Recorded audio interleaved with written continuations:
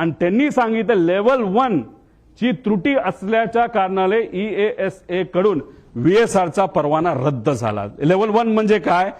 सगळ्यात basic safety, ज्याच्यामुळे accident होऊ शकतो, विमान पडू शकतं, माणूस जाऊ शकतो, याला लेवल 1 ची सेफ्टी त्याच्यामध्ये म्हणतात आणि ते तिथं झालं। आता there is major non compliance, त्याने हे direct serious risk to flight safety, immediate corrective action required, त्याशिवाय आम्ही उडून देणार नाही असं युरोपियन एजन्सीने सांगितलं। आणि त्यांनी काय केलं?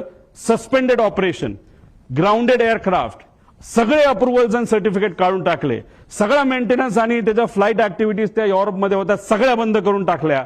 आता हे जर युरोपची कंपनी करू शकते, हे महाराष्ट्रात घडलं, देशात घडलं, तरी VSR अजूनपर्यंत का विमानं उडवते असा प्रश्न आमच्या सगळ्यांचा आहे।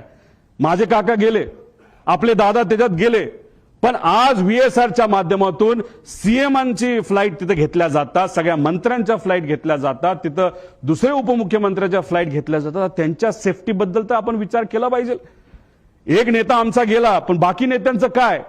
मग ह्या VSRला अजूनपर्यंत का परवानगी दिली जाते? त्यांचा एवढा होल्ड की अजितदादांचा ऍक्सिडेंट होऊन सुद्धा त्यांना तिथं थांबवलं जात नाही। ESA सारख्या मोठ्या एजन्सीली त्यांचा रद्द परवाना करून सुद्धा त्यांना तिथं परवानगी दिली जाते।